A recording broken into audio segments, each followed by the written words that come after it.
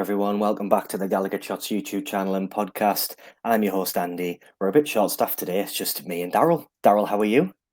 I'm good, mate. It's just about recovered from whatever the hell it was we watched yesterday when we went 4-1 up and nearly threw it away. Yeah, I said to my dad as we were leaving, that's the worst I felt after a win in ages. It was so weird, wasn't it, that Forest game? Yeah, this is your preview for the big game against Liverpool. Well, not the big game against Liverpool, but a big game against Liverpool.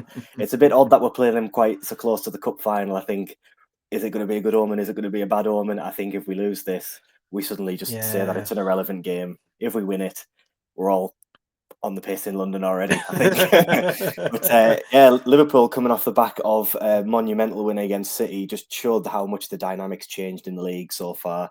11 points clear in the league. So far clear in the league that Sky started talking about how far in for Newcastle were at one point in time in the Oh. not so distant history. So yeah, Mm. Daryl, I know you're going to have some really positive facts about our record at Anfield. So fire away. Hey, that's what you say. I'm not saying that. So we'll start by talking about Liverpool first. You just mentioned that they're 11 points clear in the league.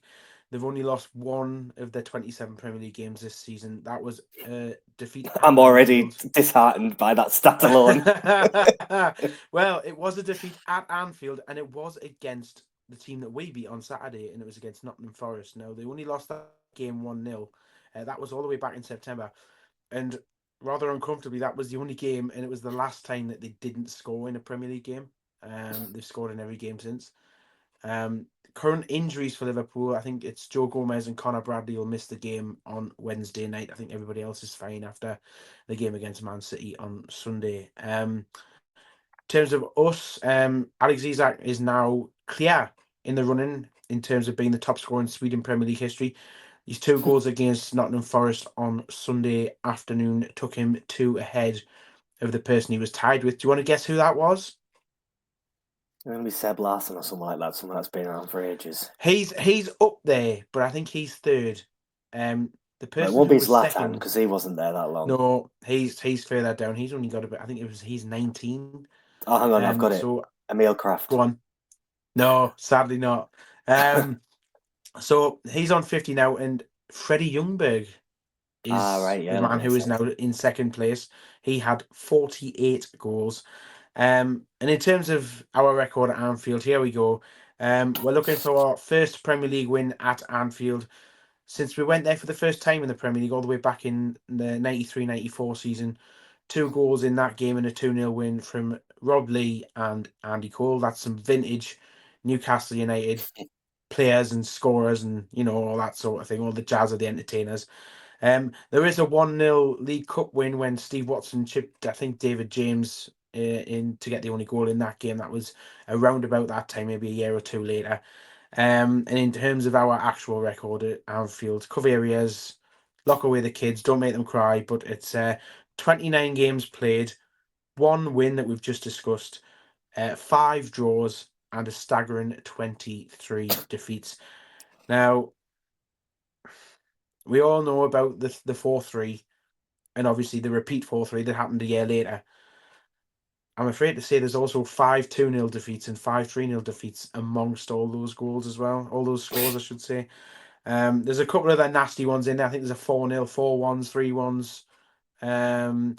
Couple of promising draws in there. A most recent one was 3 years ago. It was a 1-1 draw when Joe Willock was, I think it was when Joe Willock was on his hot streak. Mm. Um, and a couple of the draws in and around, but they're very sporadic in terms of I'm how sure often we do down there. in recent years we seem to have gone in the lead quite a bit at Anfield. I seem to remember there was the one where Wilhelm scored a screamer. Yes, I was I there think for that put that us one. all right, and then Yeah, obviously Isak, was it last year or the year before when he put us yeah. one up? I think it was one of his first games, wasn't it? Because must have been like his Yeah. first start or something, and he put way ahead, and like he should have had a second, I think, shouldn't he? Mm. I think I can't remember if it was because it was ruled out for off. It was a narrow Dodgy offside, I offside. think. Yeah. So I think Isak scored in the last 2 games at Anfield, if I'm not mistaken. So he's got a Mm. little streak going there. Fingers crossed he can add to that on Wednesday night. But yeah, you know how it is with it's one of these games, and we've got to say this now. Like this is Liverpool.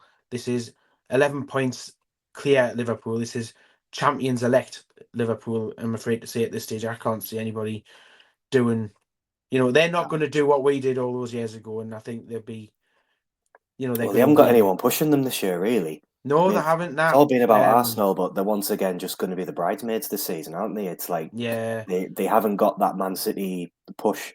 I've got my fiance and her family are all Liverpool fans, and Hmm. it must be, and I know this from being being with them, so exhausting those years they were battling with Man City. Just Yeah. they would win week after week after week, and then there'd be one game where they would win 1-0 instead of 5-0, and it would be like the biggest catastrophe ever because Man Yeah. City would just win and win and win, and if you slipped up at all, they were on them, and obviously. With the result against Man City at the minute, like I said at the start, the power dynamic has shifted so much in Liverpool's favour now. Yeah. It feels like for the league's sake, we need someone to really push. Well, we need Arsenal to buy a striker that isn't Isak, please. We need someone to really go and push Liverpool because like you say, champions elect, potentially Champions League elect as well. I mean, some of the Yeah. teams in Europe are really struggling this year as well. They've got a decent run And to a we'll potential not final. say League Cup winners of that because that's ours. Well, Um. no, the big teams don't Uh. care about that, so it's Nah. it's fine.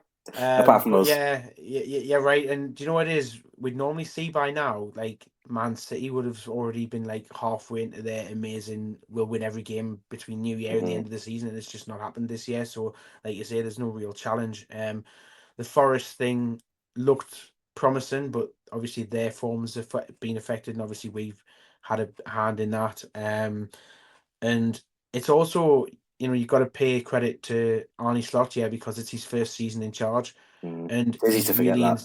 yeah, and he's really instilled something with them, and they're just a right machine. And it's a different kind of machine to what they were under Klopp, but they're still a machine that's efficient, and a team full. We don't have to go down the list of players involved, but a team full of world class players. Um, Mo Salah, yeah, he's going to be a shoo-in for Ballon d'Or this year. Mm.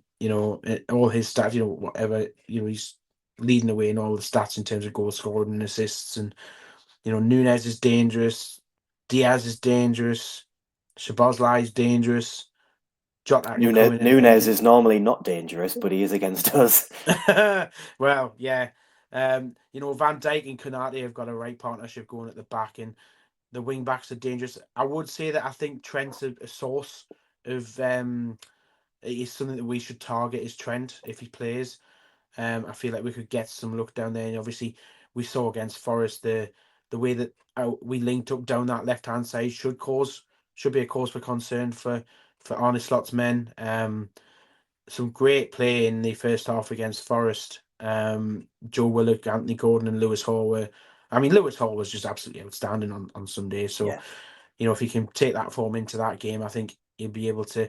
He seemed to deal quite. I'll take it back. If we go back to the reverse fixture at St James's, he seemed to deal relatively well with Mo Salah. I think there was just a couple of instances, but then again, a player of Mo Salah's quality, all it takes is a couple of instances, and he gets Well, in I and think he it causes was one problems. instance really.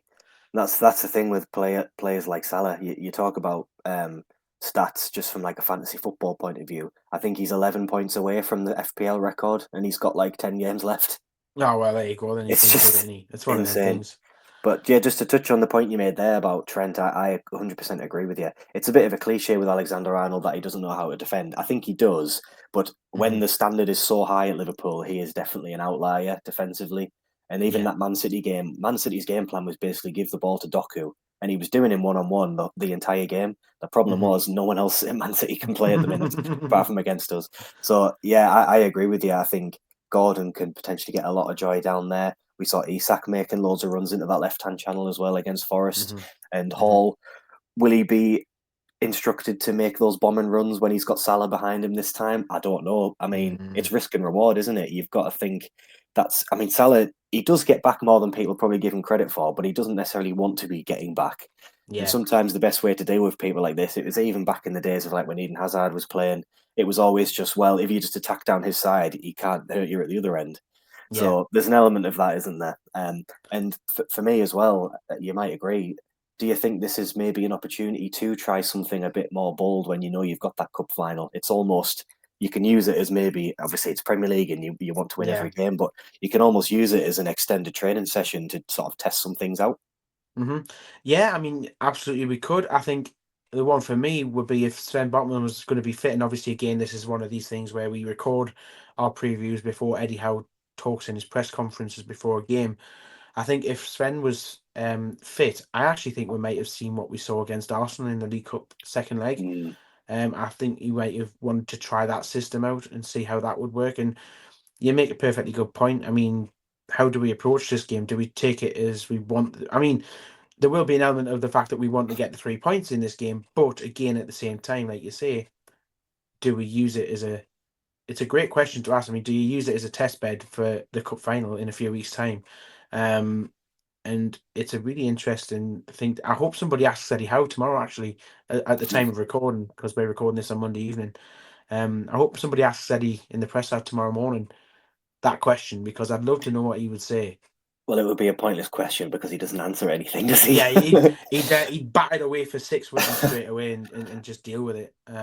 Not even for But six. It's just a forward defense every question, isn't it? Just every a single block, question. Yeah, a single, just a just complete block. yeah, a dot ball, Yeah, 100%. basically. Sorry for the cricket analogies there, but yeah, I mean, I wonder, like, we might as well go into like how do you think we'll set up, because I don't know like it'll depend again on Sandro's fitness. I think. Mm. Hopefully that muscle problem, it can't have been that serious if he was able to come on and give her about 15-20 minutes yesterday. Um, so hopefully he might be in a position to start. But the one thing I have to say about the midfield on Sunday was I was very impressed. I mean, when I saw the 11, I don't know about you, but when I saw the 11, my heart sank when I saw that midfield, because based on recent performances, you would have said that midfield was quite weak. Mm. But then, it really worked to our advantage, because out of nowhere we scored 4 goals after conceding that early goal. Um, and I'll be interested to see how he sets it up. I think, front three is going to be unchanged.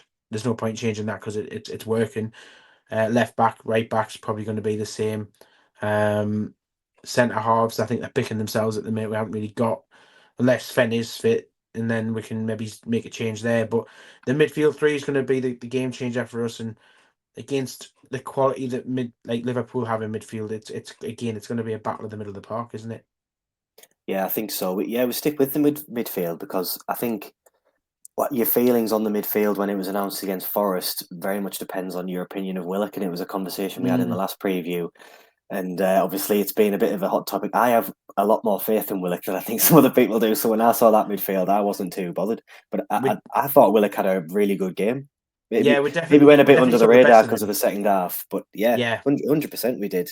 And Um. Miley as well. All Yeah. kind of forgot about Miley and how good he was. I think we all had this idea in our head. It was like, I remember him being quite good, but it's a bit untested. It's a big game, whatever, Yeah. whatever. Yeah. And Sky were giving him loads of grief, saying he's been struggling to get in the team. It's like, well, the lad's been injured and he's like Hmm. 12-year-old. So leave him alone. But he obviously played. He looked really, first half especially, looked really composed, scored a really Yeah. good goal that I think not a lot of people in our team can really score a goal like that, where it's just pure sort of ball striking It was ability. amazing. It was amazing that he got himself in that much space to be able to take the time Mhm. to take the touch and then find the finish to put in the back of the net. Um, I mean, we've talked about the midfield there. Where do you stand on the goalkeeper department? Because I thought that was a really harsh decision on Dubravka to not start him on Sunday. Well, And I then know we how saw, Dubravka's wife feels about it. well, If you look at yeah, Instagram, um, we saw a few moments from Nick Pope, which were just classic Nick Pope, weren't we? Didn't we? And again, that's in the positive and the negative, because he was able to stop a couple of shots. He came and collected a few crosses, commanded his box reasonably well. But when it came down to distributing with his feet, I mean, let's park that for a second, because his distribution with his hands, by the way, is it's second to top. none. Absolutely amazing. Set off a couple of You really should good just throw attacks. the ball every time because I've seen Yeah. him throw it the full length of the pitch before. Hmm. I know he can't do that on goal kicks, to be fair, but when he's got the ball in his hands, he may as well just do that because yeah, just to go into your point there is long kicking especially. I don't know Hmm. how he's learned to kick a ball as a kid. because you don't have those people who, when you grow up, some lads learn how to kick a ball, some lads and lasses know how to kick a ball, and other lads and lasses don't learn how to kick a ball. And when they become adults, it's really obvious when you then play five-a-side with them. He's like that lad who never learned how to kick a ball. It makes you wonder how he survived in the Sunday Bursley side, because that is all that you do, is you kick the ball long, mate, most of the time. You know what I mean? He reminds me of how Carl Darlow used to kick a ball, in that he's so flat-footed. Yeah. He doesn't kick through the ball at all, and he kept hooking them over and over again. I just said, I was saying to the lad next to me at the game, I was like, fair enough, he can't, trap a ball and pass it quickly. He can't do outside of the foot passes. He can't flick it over to the fullback. But a goalkeeper at any level, whether it's like, my Sunday League team or whatever, should be able to hoof a ball with his laces up the pitch to a general direction, and the poor lad can't do it. Yeah, I mean, I think again against a team like Liverpool, we're going to need the goalkeeper as an outlet.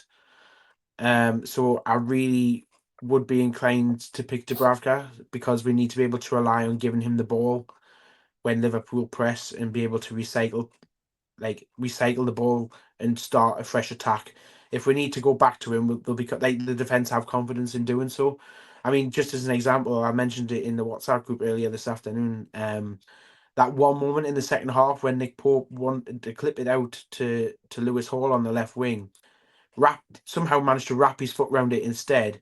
And when you first watch it fly out, it's like, oh, it's actually going to curl around and drop perfectly for Hall. And then it just went away from Hall completely, caught out both Gordon and Aina. And then all of a sudden, Gordon makes a step forward and then decides, oh, I'm not going to make that. But then Aina slips. And then luckily Gordon's in the right place to latch onto it, because how it ended up with his, and this is like on the halfway line at this point, where it looked like it was going to it was sort of like going to cut out in a straight line towards where Eddie Howe was standing in the It was windy area as well, to be fair. Yeah, so the wind must have obviously caught it and just whipped it round, and it landed about on the halfway line. And again, it was sort of a fortunate thing, because it sort of led us into an attacking phase. So what you're saying is Nick Pope's kicking is so bad that it bamboozles the defence because of his big banana kicks. Well, yeah. No, I think you're right. My opinion hasn't really changed for the whole season about the Dubravka Pope thing. And I think most fans probably would agree with me as well, in that at the best, Pope is the better keeper. Yeah. The issue is Pope hasn't been at his best since his injury. So they're very close together now. I think, a year ago, however, 6 months ago, even maybe, Pope is so far ahead of Dubravka in my view that we were just willing to overlook the kicking issue, because he saved so many goals that you didn't really care that he occasionally kicked the ball out of play, because the team didn't really need it. But I'm trying to remember back to what we were saying in that period where we won 9 in a row, whatever it was. We all said that the defence looked so much more comfortable with Dubravka there. Not even just in possession, but just weirdly defensively seemed more comfortable with him there as well. So I'd like to see Dubravka keep his place, because I do think that he probably should be rewarded for the cup final given the run we've had. But poor Nick Pope is then going to miss out on 2 cup finals in a row.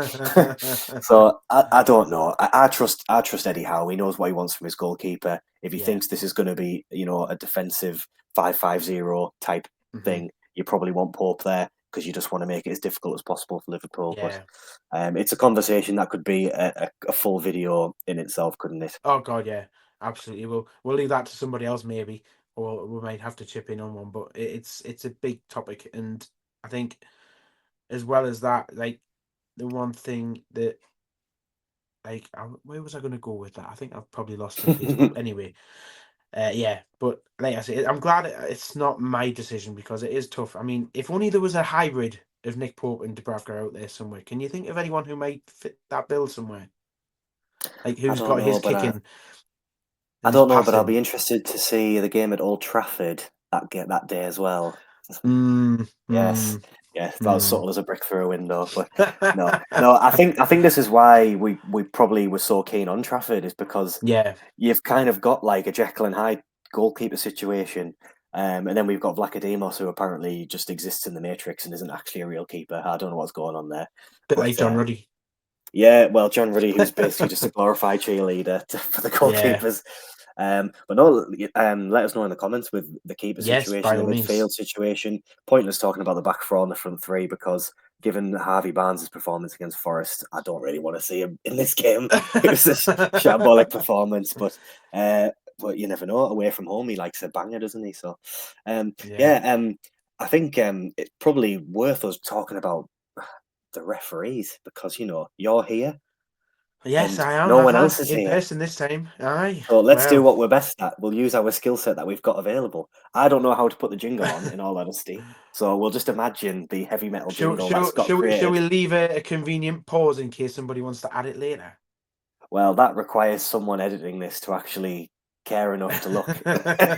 But we'll never know. The most important thing is working out the referee because the referee in the Forest game had a hell of a lot to do and had lots of drama. He did, and he took about 6 years to make a VAR decision for a quite clear and obvious handball, and then he went to the monitor. And I was stood next to Mark from Always Smiling Faces fame, and I said to Nice him, name drop. I said, just watch for him coming away from that monitor and making the square, because as soon as he makes that square, it's going to be a pen. That's it. Yeah. And it was quite clear that it was going to be, because I mean, Bruno did the best impression where he was like that. It was funny. Everyone in the because I sit in the leaders. I looked across at the east stand. Everyone was doing the same gesture. That's what he's doing. It's like when the sun's in the rise and they all do this at the same time. Aina even did it himself and made it look even more obvious what he'd done. Yeah, he did exactly the same thing. Well, no, it's not. But when you're up here like this, isn't? Yeah. Anyway, so away from Jared Gillett, we're not going to see him again this time. Referee for the Liverpool game on Wednesday is going to be Chris Kavanagh. From Lancashire. It's his 4th Newcastle game of the season. Most recently, we saw him in the 2-1 home defeat against Fulham at St James's. We also saw him in the EFL Cup 4th round win against Chelsea at St James's, and also the 2-1 win away at Wolves. So if you take the balance of it all, it's 2 wins and 1 loss so far. We're not going to balance that out with a second loss. We might get a draw this time. I think we'll probably do a draw out of it. But anyway, we'll save that for the predictions. No spoilers. We've also seen him on VAR duty for games at Southampton, which was a 3-1 win, and another 2-1 win away at Spurs. But also he was on VAR for the 2-0 home defeat against West Ham. His stats for this season, he's done 17 games, issuing 92 yellows and 4 reds. And he currently stands, it does in a way. And he currently now stands on his own with the 3rd most amount of games refereed in the Premier League on 17 that I've just mentioned. That's behind Anthony Taylor, who by the time we play Liverpool will have done 23 games.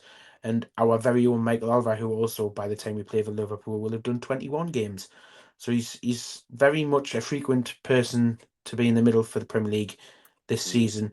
VAR is going to be Matt Donoghue. That is a familiar name to us because we very recently saw him in the middle of the 3-2 win against Birmingham City in the FA Cup 3rd round. Right. I was kind of hoping they would bring David Cook back for this because we might need his bias. I don't think there's been an update on him, is there? I'm trying to think, right? And this does not bode well, but I think Matt Donoghue might have been on VAR at Everton on Saturday. Right. Oh, yes. So the penalty against Ashley Young. Yeah. Unfortunately, Ashley Young didn't do himself any favours at all with the way he fell over. But again, he did that manoeuvre enough times for Man United that I think the bad karma's just caught up with him with that. Well, didn't he do it? He didn't because Paul Dummett wrestled him to the floor, but he's tried to do it against us before in the past. He's probably done it against everyone. Well, he's done it against Man U now. He's ticked them off the list. But no, I think I do think it's going to be one of these games where the referee is going to have a lot to do. I think we've had quite a lot of controversy against Liverpool with decisions. I remember it was the home game this season, wasn't it, when Van Dijk just assaulted Gordon and he was had a black eye and a bust nose for the next 4 games. So want to keep an eye on because he is a little. I love Van Dijk because I love good defenders, but he is a little shit. He does it to everyone, and they are quite dirty. But I think the best teams, if you look at recent Premier League history, they've got to have that grit, and obviously we've started doing it under Howe as well. So you can't really blame them for it. Absolutely. So I think it's probably time to talk about actual predictions. We've give little bits and bobs about how we think the game's going to go. We've talked about Salah and how excellent our record is at Anfield. So I'll go first because I don't think it's fair on you. I do think we will lose. I do think we will score Hmm. because we're quite good at doing that generally this season. But also, I think Liverpool do have that chink in the armour of Trent down that side. And I Yeah. do think the midfield sometimes can lose control in games. I say that against good teams, they can sometimes lose Hmm. control in the midfield, but they're so good in transition, they're so efficient that it doesn't really matter a lot of the time. So I do think we'll score. I just think Liverpool are going to have too much for us. I think we'll lose 3-1.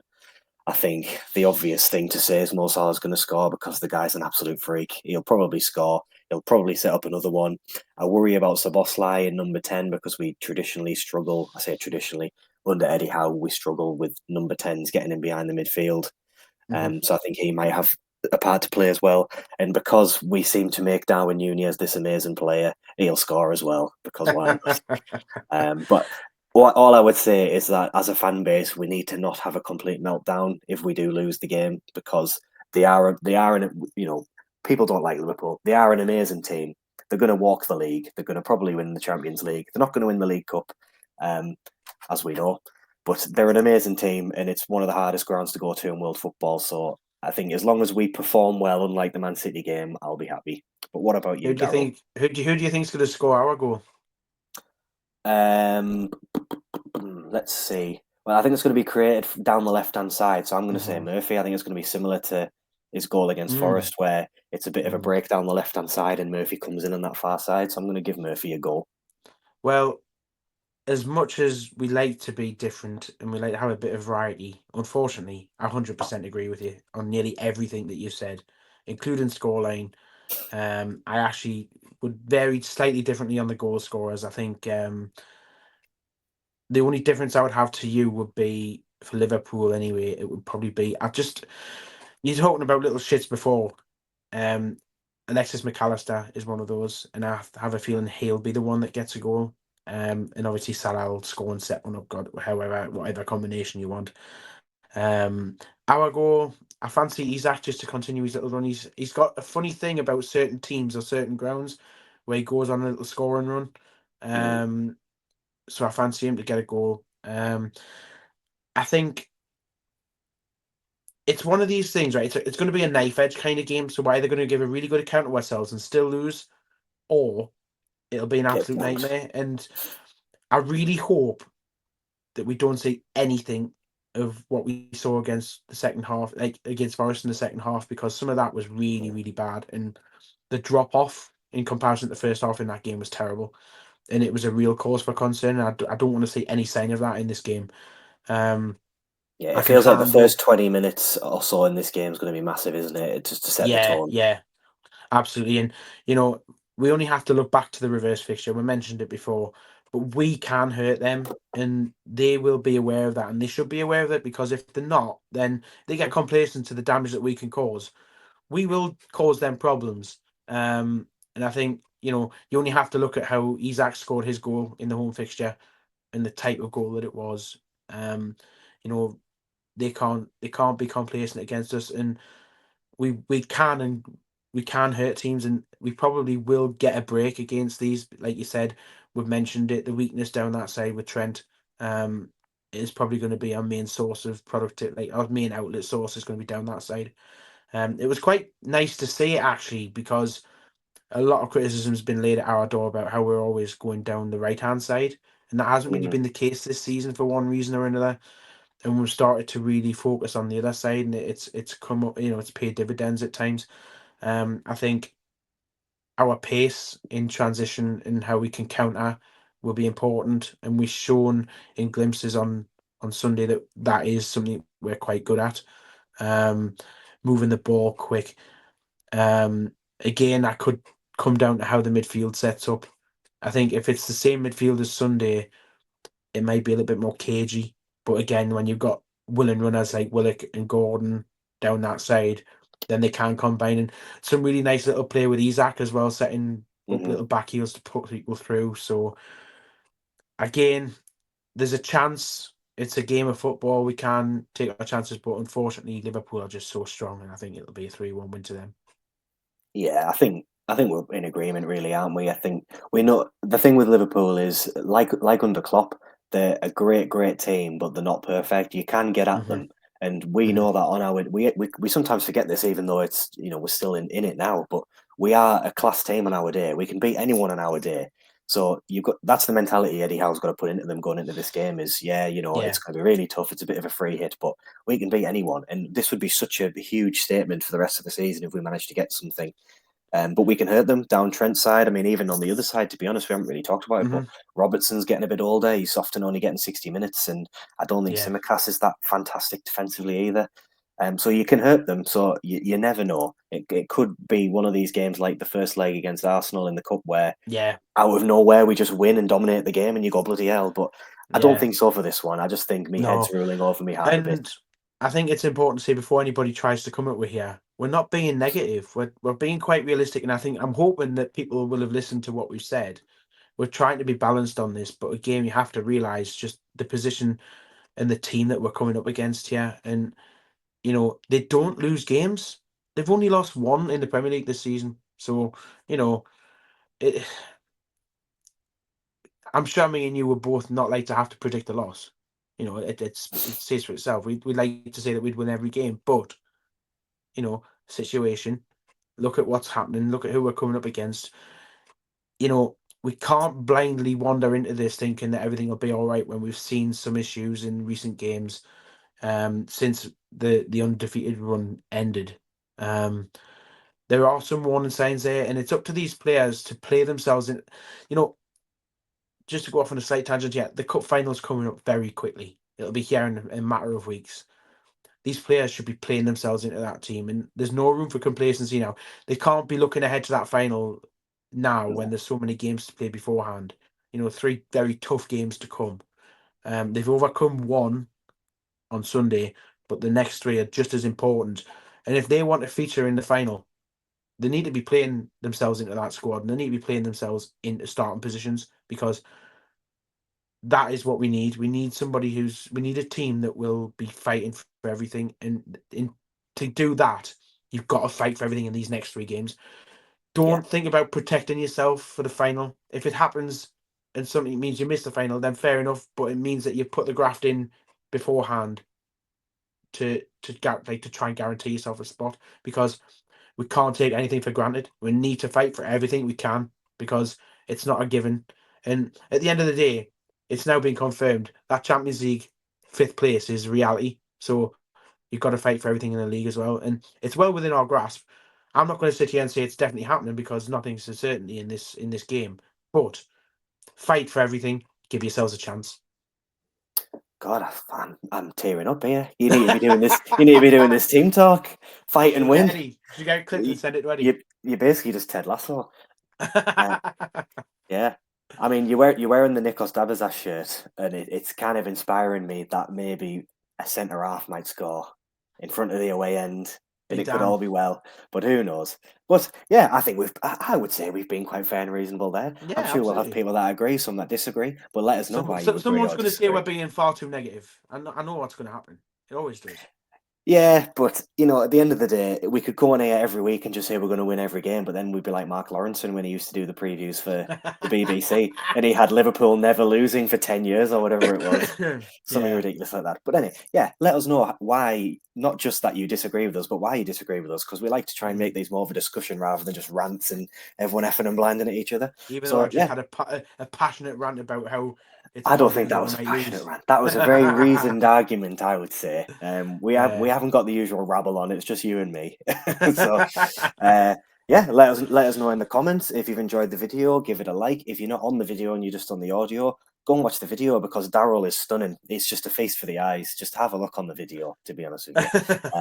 And if you are on the audio, you can subscribe, you can follow, you can give us a rating, you can do all those good things to keep these things in your feed and to get proper good and tasty Newcastle content. There's plenty of it Hopefully, out there, hopefully but we know how to do it any best. Liverpool fans who might have tuned in to watch might see that we've tried to be quite balanced and reasonable as well. You know, I think so, yeah. I mean, we're not quite Redmond TV, but we're no. getting there. We've got lots of good stuff coming out. Chris did Yeah, a really good sounds of the game preview for Arsenal. I'm going to yeah, suggest that that I was do great something stuff. That similar yeah. for the West Ham away game that I'm going to, and then we'll probably do plenty of stuff for the cup final as well because that is coming up. Everyone, be scared. Mm. But if you want to go one step further, we also do a membership program from $2.99 a month. If you want to know how to get on that, look at our socials, look at all our channels, do all that good stuff for exclusive content, etc., etc. Daryl, mate, let's get into it. Win this, Aye. win the final on the pints. Cheerio, everyone. Bye.